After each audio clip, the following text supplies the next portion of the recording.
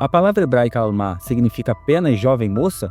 Ou os rabinos estão escondendo seu verdadeiro significado para invalidar uma das mais importantes profecias messiânicas? Você sabia que a palavra usada em Isaías 7,14 nunca significou virgem? Pois é, mas isso não te contaram e não querem te contar. Durante séculos, tradutores influenciados por agendas religiosas converteram alma em virgem, quando no fundo, no hebraico, claro como a luz do dia, A famosa profecia de Isaías 7,14 diz: Este alma conceberá e dará à luz um filho, e o chamará pelo nome de Immanuel.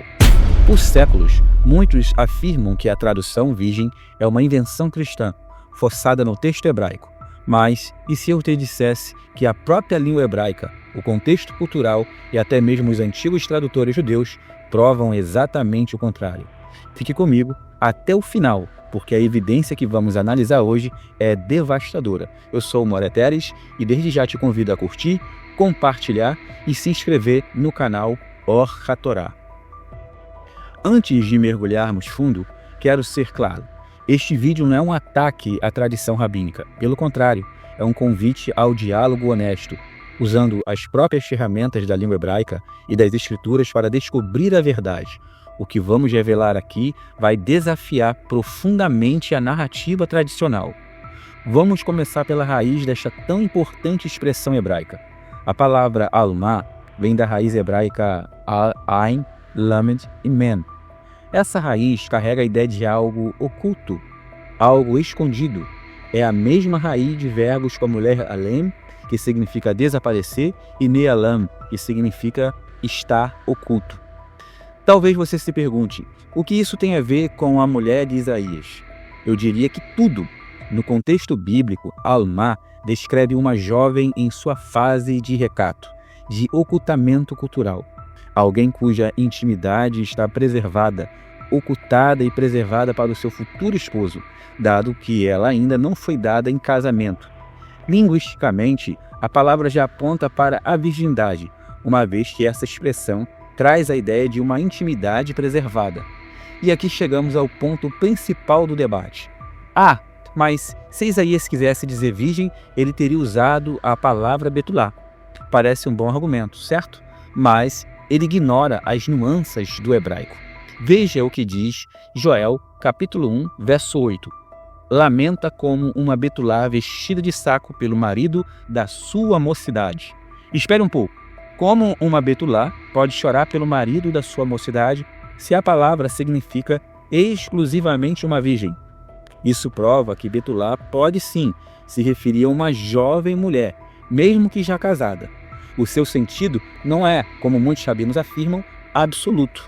Agora, o ponto-chave, almar, por outro lado, nunca é usada nas escrituras para descrever uma mulher casada ou que já teve relações, como acontece com a betulá. Os rabinos aqui precisam de muita honestidade para admitir isso, dado que a confirmação de tal conceito confirma a crença cristã sobre o nascimento virginal e também a concepção dos judeus nazarenos, chamados de Netzarim.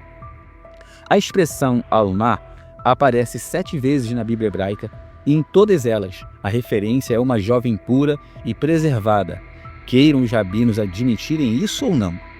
Em Gênesis 24:43, descreve Rebeca que logo antes foi chamada de Betulá, a quem homem algum havia tocado. Em Êxodo 2:8, refere-se a Miriam, irmã de Moshe, ainda uma menina. Em Salmos 68:25, descreve as moças solteiras tocando tamborins. Não existe um único caso em toda a Escritura que quebre esse padrão. Isso, por si só, é um silêncio ensurdecedor. Se essa análise profunda das Escrituras é algo que te edifica, considere então se tornar um membro apoiador deste canal. Você terá acesso a vídeos exclusivos e lives que não estão disponíveis para o público geral. Basta clicar no botão de ser membro e você então se tornará um membro apoiador do canal Or HaTorah.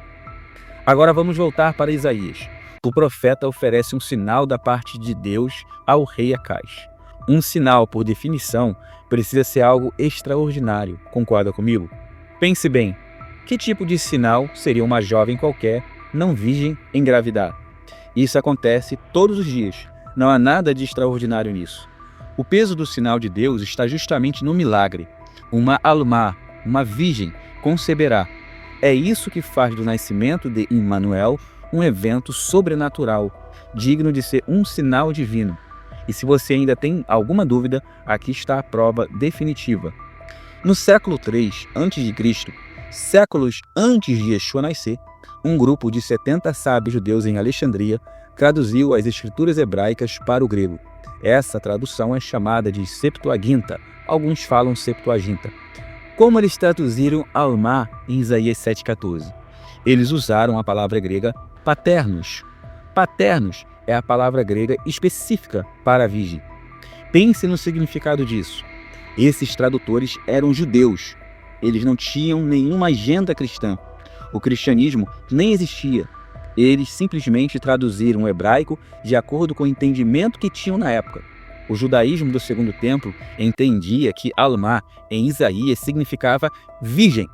Eles não interpretavam as escrituras com visões tendenciosas por enxergar o cristianismo como um risco real à sua religião, pois o cristianismo nem existia ainda.